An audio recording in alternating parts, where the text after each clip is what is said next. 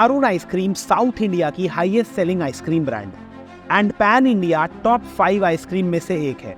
Arun ice cream की parent brand Hatsun हर साल 7200 crore rupees से भी ज्यादा का रेवेन्यू करती है। Other than ice cream, Hatsun milk and milk products जैसे कर्ड, घी एंड बटर भी बेचता है अपनी मल्टीपल ब्रांड्स के थ्रू, जैसे Arun ice cream, Arogya milk, Hatsun curd, Hatsun paneer and Ibaco. हर दिन हैटसन 4.5 लाख से भी ज्यादा फार्मर से मिल्क प्रोक्योर करता है, जो 12,000 विलेजेस में स्प्रेड आउट है एंड मोर देन 42 कंट्रीज में अपने प्रोडक्ट्स भी एक्सपोर्ट करता है।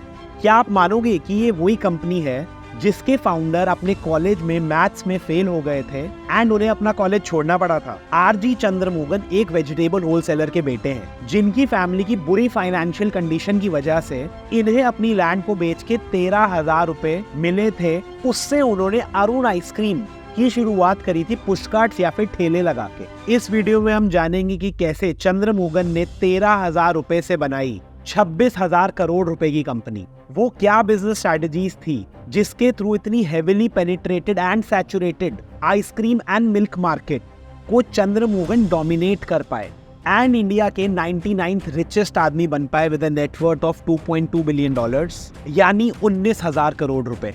आरजी चंद्रमोहन का बर्थ तमिलनाडु के एक छोटे गांव थिरुथंगल में हुआ था, एक गरीब फैमिली में। चंद्रमोहन बचपन से ही बहुत एम्बिशियस थे। अपने गांव में उन्होंने नोटिस किया कि सभी अमीर लोग किसी ना किसी टाइप का बिजनेस करते थे। तभी चंद्रमोहन ने डिसाइड कर लिया था कि उन्हें बड़ा होके बिजनेस ही करना है। चंद्रमोहन के फादर एक फेल्ड बिजनेसमैन थे और चंद्रमोहन को एक अच्छी एजुकेशन करा के एक वेल सेटल्ड जॉब में देखना चाहते थे। बट जब चंद्रमोहन अपने कॉलेज के फाइनल एग्जाम में मैथ्स में फेल हो गए एंड उन्होंने अपनी फैमिली को बहुत ज्यादा फाइनेंशियली स्ट्रगल करते हुए देखा, तो उन्हें ये क्लियर हो गया कि उन्हें इमीडिएटली कोई बिजनेस करने की रिक्वायरमेंट है। एट दैट टाइम चंद्रमोहन ने 7 बिजनेसेस फाइनलाइज करे थे और उसका एक प्लान बनाया था, जैसे मूवी थिएटर्स का बिजनेस, जैसे एक्सपोर्ट्स ऑफ डिहाइड्रेटेड अनियंस का बिजनेस एटसेट्रा। बट उनका बजट सिर्फ 13,000 रुपए का था, दैट टू जो उनकी फैमिली लैंड को बेच के आने वाला था। एज पर चंद्रमोहन, किसी भी बंदे को बिजनेस वो करना चाहिए जो उनकी कैपिटल को सूट करे and beggars can't be choosers. With this in mind 21 साल की उम्र में चंद्रमोहन ने 250 स्क्वायर फीट की जगह से एक छोटी आइसक्रीम कैंडी फैक्ट्री लगा के अरुण आइसक्रीम की शुरुआत करी। इस जगह की शुरुआत 1970 में हुई थी विद जस्ट 4 एम्प्लॉइज। ये जगह दिन में आइसक्रीम फैक्ट्री होती थी एंड रात को चंद्रमोहन का बेडरूम भी। चंद्रमोहन की अरुण आइसक्रीम का नाम एक तमिल वर्ड अरुणोदयम से इंस्पायर्ड है, जिसका मतलब होता है सनरेज। 1970s में आइसक्रीम बिजनेस खोलना एक बहुत रिस्की इन्वेस्टमेंट। साउथ इंडिया बड़े ब्रांड जैसे Dasa Prakash, quality, Rita and Joy ice cream से भरा हुआ एंड अरुण आइसक्रीम जैसे 4,000 लोकल वेंडर्स ऑलरेडी अवेलेबल थे। अगर ऐसा था तो चंद्रमोहन ने ऐसा क्या किया कि बाकी सारे ब्रांड्स आज फेड हो चुके हैं एंड अरुण आइसक्रीम इंडिया की टॉप 5 ब्रांड में से एक है? पहली स्ट्रैटेजी थी टारगेटिंग न्यू कस्टमर सेगमेंट की। चंद्रमोहन को पता था कि चेन्नई जैसी मेन एंड मेट्रो सिटी में एंटर करने के लिए बहुत सारे पैसों की रिक्वायरमेंट, इसीलिए उन्होंने उस चैनल ऑफ सेल्स पे ध्यान देना स्टार्ट किया जहां पे उनके बड़े कॉम्पिटिटर्स बिल्कुल भी फोकस नहीं डाल रहे थे। उन्हें पता था कि कॉलेज स्टूडेंट्स एक नई ब्रांड ट्राई करने में बिल्कुल भी हिचकिचाएंगे नहीं, इसीलिए उन्होंने सारे कॉलेजेस में जाके आइसक्रीम पार्टनरशिप्स उनकी कैंटीन से करनी स्टार्ट करी एंड वहां पे एक डोमिनेंट प्लेयर बन गए। सिमिलरली उन्होंने नोटिस किया कि शिप्स भी एक बहुत ज्यादा अनऑर्गेनाइज्ड एंड अनटारगेटेड चैनल है, इसीलिए उन्होंने शिप्स में जाके भी आइसक्रीम पार्टनरशिप्स करनी स्टार्ट करी। बाय 1974 इस टारगेटेड स्ट्रेटजी के थ्रू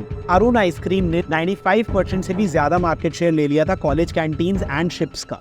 इतनी बड़ी सक्सेस के बाद भी चंद्रमोहन चेन्नई जैसी मेन मेट्रो सिटी में एंटर करने के लिए रेडी नहीं थे, इसीलिए उन्होंने आसपास के रूरल एरियाज एंड छोटी सिटीज में अरुण आइसक्रीम को एक एक्सोटिक आइसक्रीम ब्रांड जैसा पोजीशन करना स्टार्ट किया।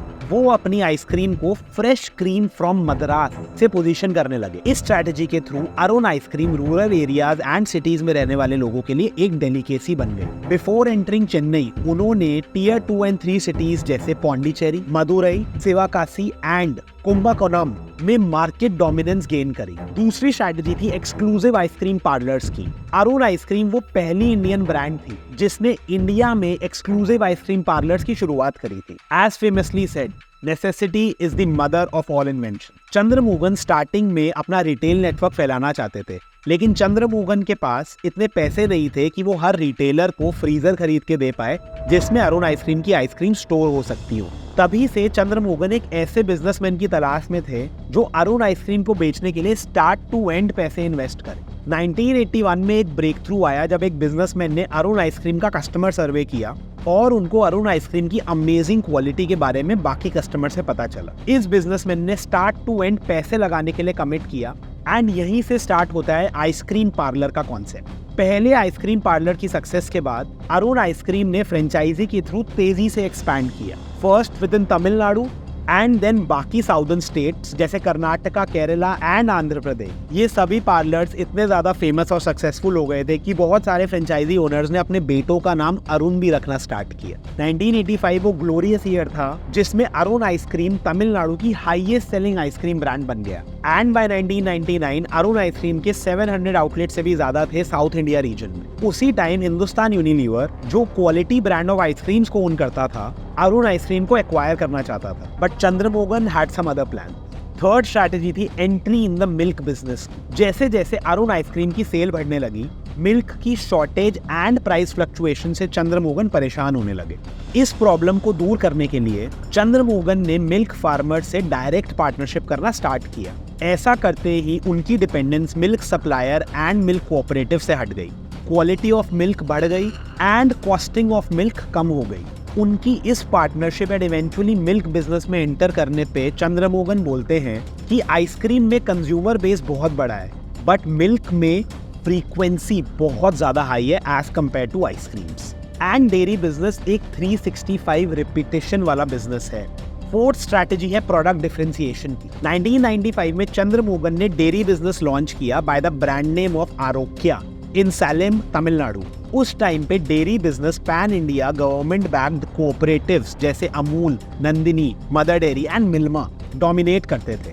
ये सभी कोऑपरेटिव इतने लो प्राइसेस में अपना मिल्क बेचते थे कि कोई भी प्राइवेट प्लेयर जो मिल्क बेचने की कोशिश करता था कुछ ही टाइम में बैंकरप्ट हो जाता था और उसको अपना बिजनेस बंद करना पड़ता था। जब चंद्रमोहन ने अपना मिल्क बिजनेस स्टार्ट किया तो उनके आसपास के सभी लोगों ने उनको एडवाइस किया कि उनको अपना प्राइस बाकी कोऑपरेटिव से कम रखना चाहिए अगर मार्केट में टिकना है तो। बट चंद्रमोहन के पास एक सॉलिड प्लान था। चंद्रमोहन जानते थे कि वो कोऑपरेटिव्स के साथ प्राइसिंग पे कम्पीट कभी नहीं कर पाएंगे और उनके ब्रांड का मरना पक्का है अगर वो खुद का प्रोडक्ट डिफरेंशिएट नहीं कर पाते और एक प्रीमियम प्राइसिंग नहीं चार्ज कर पाते तो। इसीलिए जहाँ पे सारी कंपनियां 3% फैट वाला टोन्ड मिल्क बेच रही थी, चंद्रमोहन ने 4.5% फैट वाला टोन्ड मिल्क बेचना स्टार्ट किया। आरोग्या मिल्क स्टार्टिंग में उन्होंने अपना मिल्क मार्केट रेट पे बेचना स्टार्ट किया बट जैसे जैसे उनकी ब्रांड बढ़ने लगी उन्होंने अपना प्राइस इंक्रीज करना स्टार्ट कर दिया। आज भी आरोग्या की majority sale 4.5% fat and 6% fat वाले टोन्ड मिल्क से ही आती है।